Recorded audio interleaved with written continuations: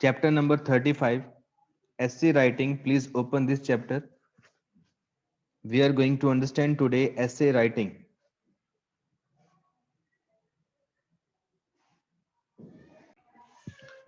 So let's start. Introduction. An essay is a written composition giving impression to one's ideas or opinions on some topics. जो ऐसे writing होते हैं वो एक written composition होती है और एक लॉन्ग कंपोजिशन होते हैं. इसमें किसी के आइडियाज या ओपिनियन लिखे जाते हैं किसी एक टॉपिक के ऊपर. It may also give information on a subject or details of a narrative or description. It consists of a number of well-written and well-arranged paragraphs on the given subjects. तो ये भी हो सकता है कि जो हमारा ऐसे है वो किसी एक टॉपिक के बारे में अपने आइडियाज दे रहे हो, या वो नरेटिव भी हो सकता है, यानी कि कोई पास्ट का इंसिडेंस हो, उसको हम नरेट कर रहे हैं. और वो जो ऐसे लिखा जाता है उसमें एक से ज्यादा पैराग्राफ लिखे जाते हैं जो वेल रिटन और वेल अरेंज्ड हो, right.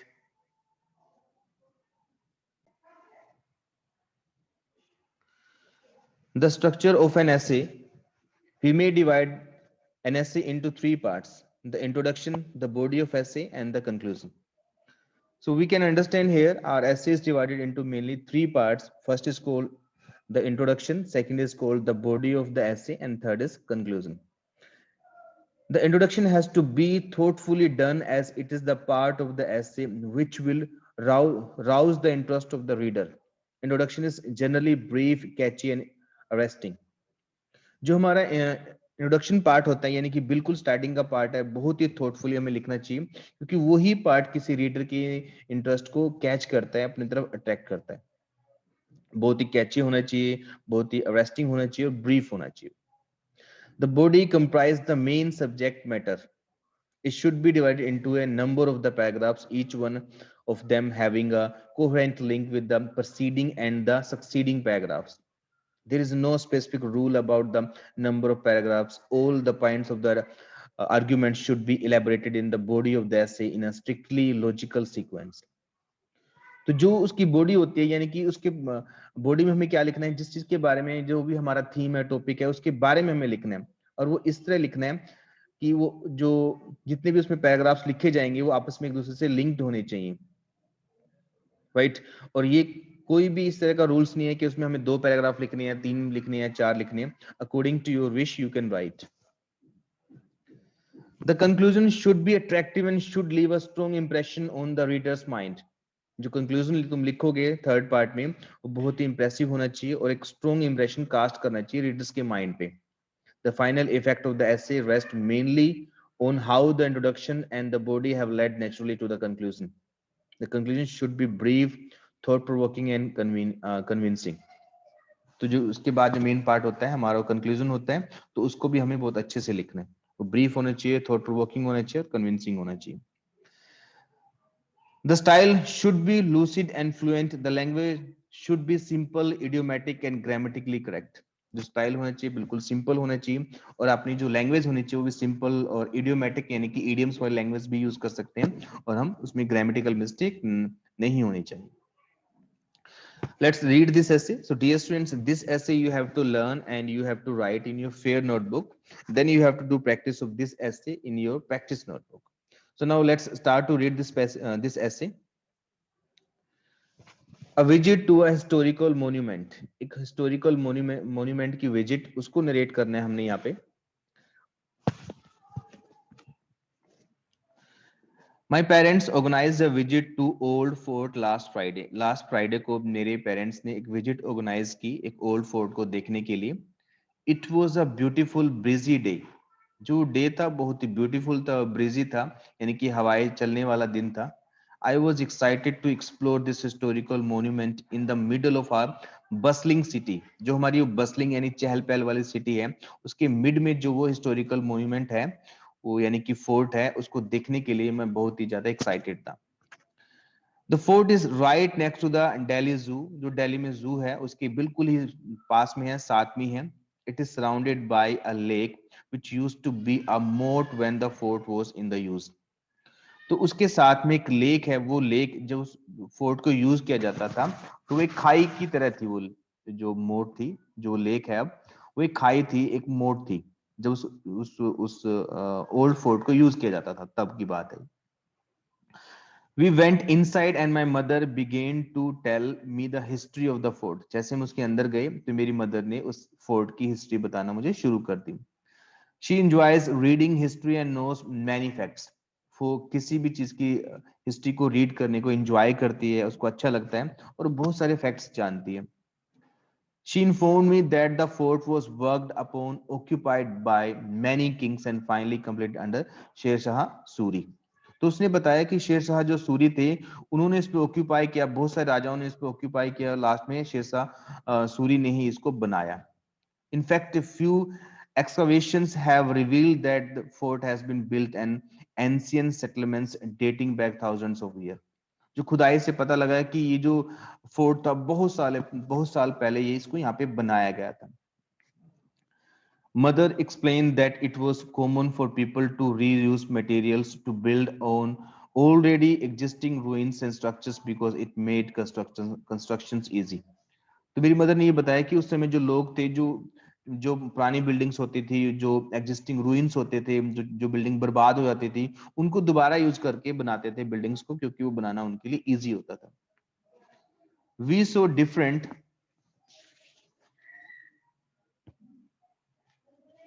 we saw different buildings inside the fortification। उस फोर्टिफिकेशन में यानी कि उस किलाबंदी में हमने बहुत सारी और बिल्डिंग्स भी देखी। I asked mother the difference between a palace and a fort and learned many things about how people lived back at that time। मैंने तो उत्तर कहता है कि मैंने अपनी मदर से ये भी पूछा कि एक पैलेस के बीच में और एक फोर्ट के बीच में क्या डिफरेंस होता है, और मैंने बहुत सारी चीजों को सीखा, किस तरह लोग पहले पहले के टाइम में रहा करते थे। दरवाजे मॉस्क्यू एंड रेजिडेंटल अपार्टमेंट, तो वहां पे एक मॉस्क्यू भी था, एक ईदगाह भी थी और एक रेजिडेंटल डिपार्टमेंट कंपार्टमेंट भी था, रहने की जगह भी थी। Then we saw a step well also called baoli that was used to store water. तो हमने वहां पे एक स्टेप वेल भी देखा, एक कुआं भी देखा जो पैड़ी जिसके अंदर सीढ़ियां बनी हुई थी। देन वी सो शेर मंडल, a two-story building that Humayun had used as his library and observatory। तो हमने एक वहां पे शेर मंडल भी देखा, एक जगह का नाम है, जो 2 स्टोरी बिल्डिंग थी। उस समय हुमायूं जो थे वहां के शासक थे, जो उसको लाइब्रेरी की तरह और एक ऑब्जर्वेटरी रूम की तरह उसको यूज किया करते थे। One day Humayun was descending the staircase of the Sher Mandal when his arms full of books when he heard the call of evening prayer। एक बार की बात है कि जो हुमायूं थे वो स्टेयर से नीचे उतर रहे थे शेर मंडल में, तो उनके हाथ में बहुत सारी बुक्स थे और तभी उन्होंने इवनिंग प्रेयर की आवाज सुनाई दी उनको। he tried to kneel he tried to kneel kneel sorry he tried to kneel in the staircase but lost his balance and had a fatal fall। और तभी उन्होंने जैसे वो झुकने की कोशिश की उसने उस स्टेयरकेस में, तो उन्होंने अपना बैलेंस खो दिया और वो एक बुरी तरीके से वो गिर गए। Several red sandstone buildings now lie in the partial ruins but remained me of the glory and riches of the part। अब वो जो सैंड स्टोन थे बिल्डिंग के बहुत ही ज्यादा बर्बाद हो गए हैं, कुछ ही पार्ट उनका बाकी है, फिर भी वो पास्ट की ग्लोरी को, रिचनेस को डिफाइन करते हैं, बताते हैं। As I walked through the fort, I tried to imagine it in its past state with all the walls intact and new। तो जैसे मैं उसके अंदर से जा रहा था, उस फोर्ट के अंदर से जा रहा था, तो मैं इन सभी चीजों को इमेजिन कर रहा था कि किस तरह होती थी, दीवारें किस तरह थी, न्यू दीवारें किस तरह लगती थी, how it would have been populated with the soldiers kings and queens. किस तरह यहाँ पे सोल्जर्स किंग्स और क्वींस रहा करती थी, मैं सब कुछ इमेजिन कर रहा था। ऑथर ये हमें बता रहा है how the bare walls would have been decorated with the expensive curtains and jewels। तो वो कहता है कि मैं इमेजिन कर रहा था कि किस तरह उस दीवारों को सजाया गया होगा, वो सब कुछ इमेजिन कर रहा था। As I was imagining, a group of the tourists in front of us threw away their plastic bottles and wrappers on the ground। जैसे मैं सब कुछ इमेजिन कर रहा था, वहां पे एक टूरिस्ट का ग्रुप था, तो उन्होंने हमारे सामने क्या किया, प्लास्टिक की बोतल्स और रैपर्स को हमारे सामने ग्राउंड पर फेंक दिया। I was shocked to see such a careless littering in this royal monument. तो उत्तर कहता है कि मैं इस चीज को देख के बहुत ज्यादा शॉक हो गया, सरप्राइज हो गया कि इस रॉयल मॉन्यूमेंट में कोई कैसे इस तरह लीटर कर सकता है, गंदगी फैला सकता है। The past and the present seemed starkly different. तो उसने बताया, उत्तर कहते हैं, जो पास्ट था और प्रेजेंट था वो बिल्कुल एक दूसरे के अपोजिट लग रहे थे, अलग लग रहे थे कि पास्ट में ऐसा नहीं होता, अब लोग कैसे कर रहे हैं। My father picked up the litter and lectured those people to take care of the precious heritage. तो मेरे फादर ने उस लीटर को, उस गंदगी को उठाया और उन लोगों को लेक्चर दिया, समझाया कि हमें अपनी ये प्रीसियस जो हेरिटेज है, विरासत है, इसको संभाल के रखना चाहिए, गंदगी नहीं फैलानी चाहिए। I imagine that in the olden days, the king would have put them in the dungeons for the folly. तो फिर वो ऑथर कहता है कि मैं इमेजिन कर रहा था, मैंने इमेजिन किया इस बात को कि अगर इस तरह की मूर्खता उस समय के लोग करते तो वहां के जो किंग होते उनको डेंजन यानी कि तहखाना जो होता है, उनका जेल जो होती है, उनमें वो उनको इस तरह की मूर्खता के लिए उनको वहां पे डाल देते। We left Old Fort at sunset with the lasting impression in my heart. तो जब सनसेट हुआ, अब तो हम फोर्ट से चले गए और उसका इंप्रेशन मेरे हार्ट में फिर भी रह गया। So this is all about this essay. So dear students, once again I tell you, in essay writing we can write more than one paragraph. There is no limit. We can write 2, 3, 4, 5. It's totally up to us. It can be the elaboration of any like incidents. अपने आपके साथ कोई incidence हुआ, उसका इलेबरेशन भी हो सकता है, आपकी किसी भी टॉपिक पे आइडियाज भी हो सकते हैं, right? So this essay you have to learn and you have to write this essay in your fair notebook. Then you have to do practice in your practice notebook, right? Now please come on the chapter number 9. Please come back, open the chapter number 9. Verb expressing the future. Verb expressing the future. Please do fast.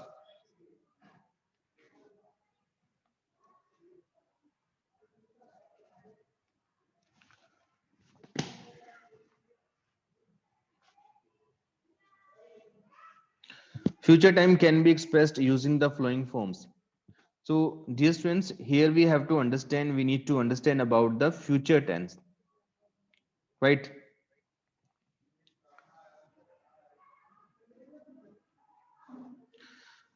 Will, shall, next Wednesday, will be holiday, going to, present continuous, simple present, be plus infinitive, future continuous, future perfect continuous.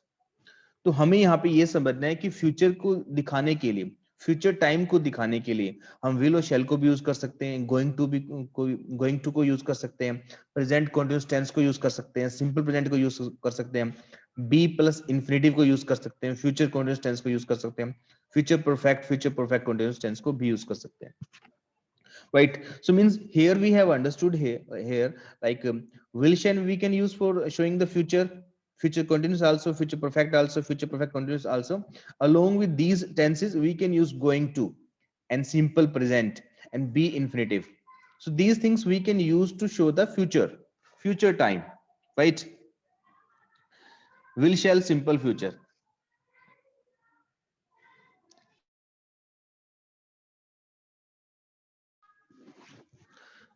I shall और will be 13 next week. मैं next week को 13 का हो जाऊंगा. Means I am talking about the future. So for showing the future, students remember this here. Future tense and future time both are different things. These things we have to understand here. हमें यहाँ पे ये समझना है कि future time को दिखाने के लिए हम फ्यूचर टेंस तो यूज करते ही हैं, परंतु कुछ और कंडीशंस भी होती हैं, उनको यूज करके भी हम फ्यूचर टाइम दिखा सकते हैं। हम प्रेजेंट टेंस भी यूज करते हैं फ्यूचर के टाइम को दिखाने के लिए। तो यहाँ पे ये बताया गया सिंपल फ्यूचर टेंस को हम यूज कर सकते हैं फ्यूचर टाइम को दिखाने के लिए, like I shall be 13 next week, मैं नेक्स्ट वीक में 13 इयर्स का हो जाऊंगा, हो जाऊंगी। Principal will not accept this proposal. So we are talking about the future. So will and shall we can use to show about the future. Will and shall forms, will shall root form the verb. Normally we use will with the all persons. With first person we may use shall instead of will, but even that it is not common. Short forms double L, will not, won't, shall not, shan't.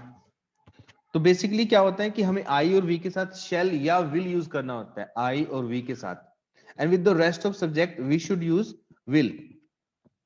But generally it happens we use will with the old type of subjects when we talk about the future. And short form of the will or shall is double L. Like if I need to say that I will go to Panipat, so I can say that I'll go to Panipat. I will not go to Panipat, I can say I won't go to Panipat. I shall not go to Panipat, then I can say I shan't go to Panipat. These are the short forms of will and shall. Will shall uses, we often use will in the following situations. I think I will, I don't think I will. जब इस तरह के sentence बोलते हैं ना कि बोलते हैं कि आई थिंक, हम बोलते हैं कि मुझे लगता है कि वो नहीं आएगा, मुझे लगता है कि वो आएगा. सो मुझे लगता है कि लिए हम बोलते हैं I think, right. I am not feeling well, I think I will consult a doctor. मैं अच्छा फील नहीं कर रहा हूं, मुझे लगता है कि मुझे एक डॉक्टर को कंसल्ट करना चाहिए या मैं डॉक्टर को कंसल्ट करूंगा. I don't think I will go out today, मुझे नहीं लगता कि आज मैं बाहर जाऊंगा. So for this type of condition, we can use will or shall. Offering to do something.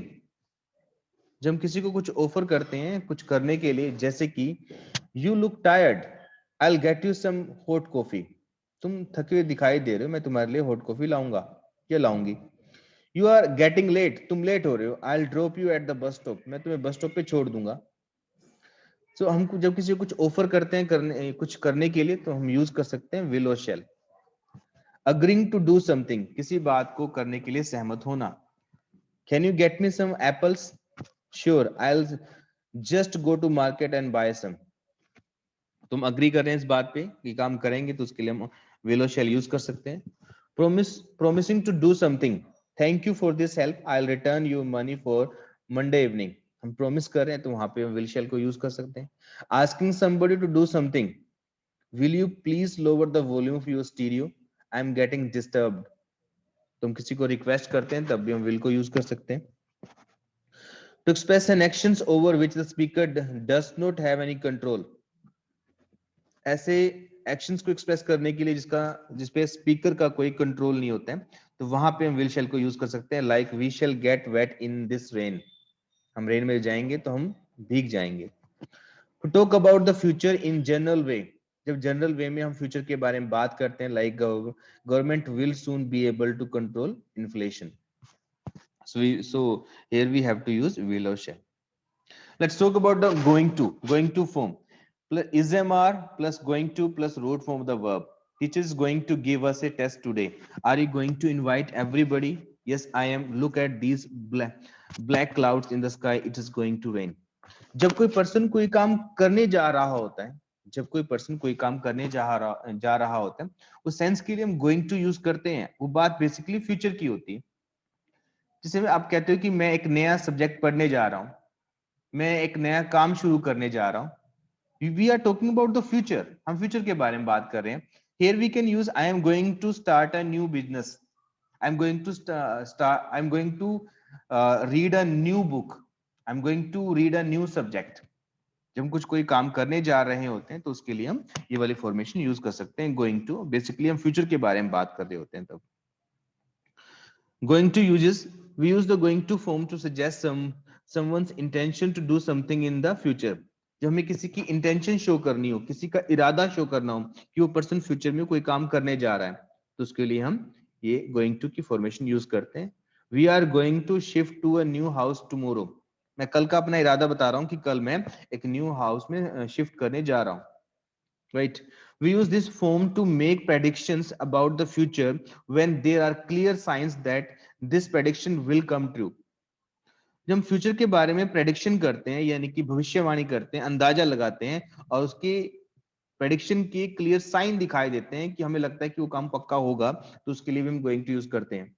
Look at the careless manner in which he is playing. उसे careless manner को देखो जिस तरह वो खेल रहा है. He is going to get out any moment. किसी मोमेंट बाहर होने जा रहा है, यानी कि हमें उसकी भविष्यवाणी कर रहे हैं कि उसको हमें ऐसा दिखाई दे रहा है कि वो अच्छा नहीं खेल रहा और वो किसी मोमेंट बाहर हो सकता है, होने जा रहा है, तो हम वहां पे गोइंग टू की फॉर्मेशन यूज करते हैं. Put the verbs in these sentences in going to form for oral practice. So you have to put the you have to do this exercise. You need to put here going to, then you need to write the visit word, means like which words are written in the brackets. Like first I tell you, we are going to Rome and Paris next month. We are going to visit, sorry, we are going to visit Rome and Paris next month. So in this way you have to use going to here. You have to do this exercise. Next, will, shall, or going to. We use will, shall to talk about things in the future which we can't control. We use going to talk about the intentions or predict something for which there are clear signs in the present. तो will और shall को हम use करते हैं future के लिए, उन बातों के लिए जिनको हम कंट्रोल नहीं कर सकते, जिसपे हमारा कंट्रोल नहीं होता है। और गोइंग टू को यूज करते हैं जब हमें अपनी इंटेंशन शो करनी होती है या किसी बात की हम प्रेडिक्शन करते हैं और उसके हमें क्लियर साइन दिखाई देते हैं। Like communication will be much faster in the future, no intention on our part, something which we can't control. जो कम्युनिकेशन है, बातचीत है, फ्यूचर में बहुत ज्यादा फास्टर होने वाली है, फास्ट होने वाली है, तो उस पर हमारा कंट्रोल नहीं है। हम फ्यूचर के बारे में बात कर रहे हैं, तो यहाँ पे हम कोई अपनी इंटेंशन शो नहीं कर रहे, तो यहाँ पे हमें फ्यूचर टेंस यूज करना है, यानी कि सिंपल फ्यूचर टेंस यूज करना है। That building is in a very poor shape. It is going to collapse any day. Predictions of a future event which clear signs in the present. हम कह रहे हैं कि ये जो बिल्डिंग है बहुत ही पुअर शेप में है, बहुत ही गंदी शेप में है, ये हमें दिखाई दे रहा है, ये हमें संकेत मिल रहे हैं।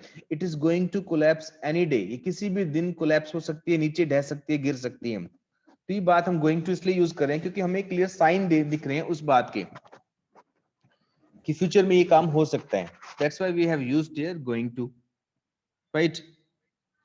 So on the behalf of this understanding, you need to fill the exercise number 2, fill in the blanks with will or the going to form. आपने यहाँ पे will fill करना है, यहाँ पे going to fill करना है, आपने जज करना है, आपने इमेजिन करना है कि कौन सी फॉर्मेशन ज्यादा सुटेबल है। यहाँ पे the child has grown very naughty, जो चाइल्ड है वो बहुत ही नोटी हो गया है। The principal is going to write to his parents, यानी कि हम कह रहे हैं कि प्रिंसिपल उनको अब उसके पेरेंट्स को लिखने वाले हैं, शिकायत करने वाले हैं। क्यों? बिकॉज साइन दिखाई दे रहे हैं कि बहुत नोटी बन गया। That's why we have used here going to, not will, right.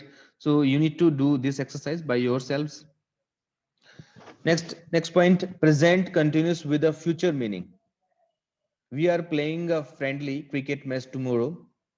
She is spending her next vacation in Shimla. So dear friends, here we can understand that present continuous tense also we can use to show about future time. हम future time दिखाने के लिए present continuous tense भी use कर सकते हैं। जैसे मैं कहता हूँ we are playing friendly cricket match tomorrow, हम कल friendly cricket match खेलेंगे, तो वहां पे हम present continuous tense भी use कर सकते हैं। She is spending her next vacation in Shimla, वो अपने next vacation शिमला में spend करेगी। तो हमें फ्यूचर को दिखाने के लिए, टाइम को दिखाने के लिए यहाँ पे हमें ये समझना है कि प्रेजेंट continuous tense भी यूज कर सकते हैं। We often use present continuous tense to express an action that someone has arranged to do in the future. The meaning is almost the same as the one suggested by the going to form. However, one may perceive a very subtle difference of the meaning. The going to form suggests the intention to perform an action. The present continuous tense suggests that some arrangement has also been made. तो हमें ये समझना है कि हमने going to को या फिर हमने फ्यूचर प्रेजेंट कंटीन्यूअस टेंस को दोनों को एक दूसरे के स्थान पे यूज कर सकते हैं। जब हमें फ्यूचर की कुछ प्रेडिक्शन करनी हो, फ्यूचर में हमें लगता है कुछ इंडिकेशन दिखाई दे रहे हो, तो गोइंग टू यूज कर सकते हैं, उसके स्थान पे हम प्रेजेंट कंटीन्यूअस टेंस भी यूज कर सकते हैं जब कुछ हमने अरेंजमेंट पहले ही कर रखी हो, right. Next, simple present with the future meaning. हम सिंपल प्रेजेंट टेंस भी यूज करते हैं फ्यूचर मीनिंग को शो करने के लिए, फ्यूचर टाइम को शो करने के लिए। My train leaves at 4:30 in the evening, and I reach Mumbai tomorrow morning at 9. The tournament begins next week. तो जब कोई फ्यूचर में कोई काम फिक्स हो, हमें पता हो कि इस पर्टिकुलर टाइम पे वो काम होगा, तो उसके लिए भी हम सिंपल प्रेजेंट टेंस यूज कर सकते हैं। हालांकि वो टाइम फ्यूचर का होगा, परंतु हम टेंस यूज कर सकते हैं सिंपल प्रेजेंट। जैसे मैं कहता हूँ my train leaves eight 4:30 in the evening, मेरी ट्रेन इवनिंग में 4:30 पे लीव करेगी। I'm talking about the future, but I can use the simple present tense here when something is fixed on a particular time, right? We sometimes use the simple present tense to talk about the program or timetable in the future, since in the two sentences given above, the speaker's intention does not matter. They could be written as, my train will leave at 4:30 in the evening and I will reach Mumbai tomorrow morning at 9. The tournament will begin next week. तो जो बात हम future की बोलने वाले हैं, जो किसी फिक्स टाइम पे पक्का होगी, उसके लिए हम सिंपल प्रेजेंट टेंस भी यूज कर सकते हैं और सिंपल फ्यूचर टेंस भी यूज कर सकते हैं, right? Future continuous form will be, shall be plus ing from the verb. We will be waiting for you. Don't bring him in the afternoon. He will be sleeping. तो हम future continuous tense use कर सकते हैं future को time को show करने के लिए, जब हमें ये दिखाना हो कि कोई पर्सन आने वाले समय में कोई काम कर रहा होगा। जैसे मैं कहता हूँ कल जब मैं तुमसे मिलूंगा, कल मैं जब अपने फ्रेंड से मिलूंगा तो वो खेल रहा होगा। मैं आने वाले टाइम की बात कर रहा हूँ, उस समय वो ये काम कर रहा होगा, तो उसके लिए हम फ्यूचर कंटीन्यूअस टेंस यूज कर सकते हैं। Future continuous tense uses, we use this tense to express an action that will be in progress at a given moment in the future. Future के किसी मूवमेंट में, यानी कि आने वाले टाइम के किसी मूवमेंट पे वो एक्शन प्रोसेस में होगा, चल रहा होगा। और to express an action that is fairly certain to happen in the future, और ऐसे एक्शंस के लिए भी होता है जो सर्टेनली फ्यूचर में होंगे। जैसे at 9 PM I shall be taking my dinner, action in progress at the given moment in the future. So future में हम बता रहे हैं कि 9 AM पे मैं अपना डिनर कर रहा हूंगा, तो उस बात के लिए हम बता रहे हैं कि फ्यूचर में हम कोई काम कर रहे होंगे, तो उसके लिए हमने फ्यूचर कंटीन्यूअस टेंस यूज करना है। Itu's father has been transferred. She will be changing her school next month. एक नेक्स्ट मंथ की बात कर रहा हूँ, समय वो एक काम कर रही होगी स्कूल को चेंज करने का। So we need to use this formation here. Exercise number 3, fill in the blanks with the correct form of the verb in the future continuous tense. तो यहाँ पे हमें future continuous tense की tense fill करना है। जैसे I dash my own chemical factory. So I need to write here, I will be running my own chemical factory. I will be running my own chemical factory, right? So in this way, you need to fill this exercise. Future perfect form will have plus shall have plus past participle form the verb, means third form of the verb. Future की future time को show करने के लिए हम future perfect tense भी use कर सकते हैं। I will have finished the painting by 8 PM. Will you have gone through my answers by tomorrow? तो जब हम फ्यूचर की टाइम के बारे में बात करते हैं कि हम ये शो करते हैं कि फ्यूचर में कोई पर्सन कोई काम कर चुका होगा, उसके लिए हम फ्यूचर परफेक्ट टेंस यूज करते हैं। जैसे मैं कहता हूं कि कल 9 बजे तक वह सो चुका होगा। मैं आने वाले टाइम की बात कर रहा हूं और एक टाइम दे रहा हूं कि उस समय तक वो पर्सन सोने का काम कर चुका होगा, तो उसके लिए हम फ्यूचर परफेक्ट टेंस यूज करेंगे, right? Future perfect use, the tense is used to express an action completed before a given moment in the future. Future की कोई गिवन मोमेंट है, उससे पहले कोई काम पूरा हो चुका होगा, उसके लिए हम ये वाला टेंस यूज करते हैं।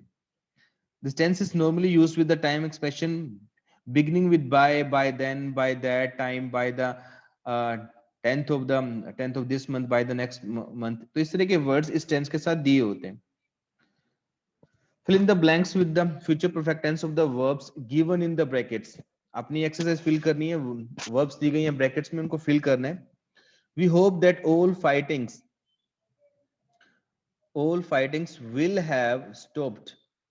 Will have stopped.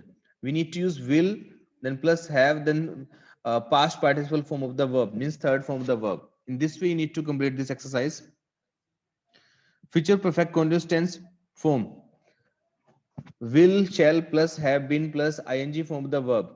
Future perfect continuous की फॉर्मेशन क्या होती है? विल और शैल यूज करना होता है, उसके बाद have plus have been plus main verb की fourth form, means ING form. Like father, when are you going to stop reading that novel?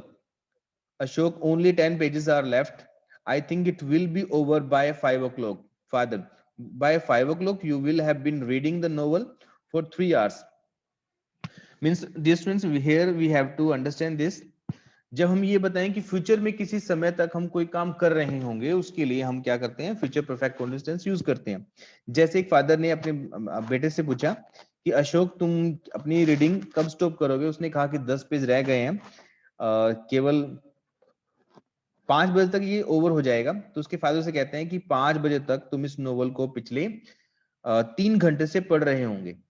तो हम ये शो कर रहे हैं कि फ्यूचर आने वाले समय में किसी समय तक हम कोई काम कुछ समय से कर रहे होंगे, उसके लिए हम future perfect continuous tense use करते हैं।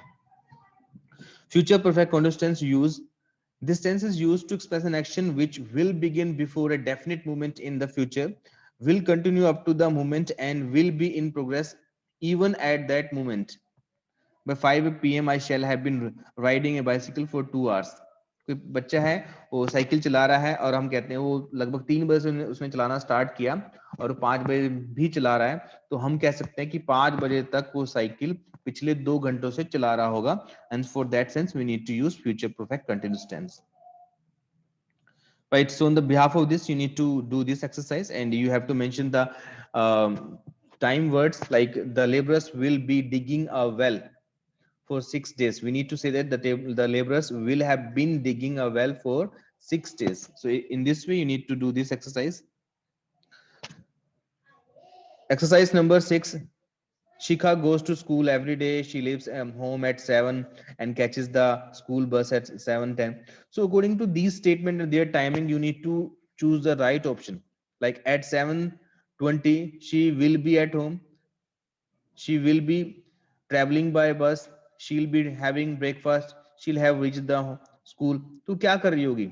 हमने ऊपर पढ़ा है कि catches the school bus at 7:10, 7:10 पे स्कूल बस को कैच करेगी और लगभग 7:50 पे स्कूल पहुंच जाएगी। तो 7:20 पे वो क्या कर रही होगी? She will be traveling by bus, means B option is right. So in this way you need to fill this exercise. This chapter we will study in the next lecture.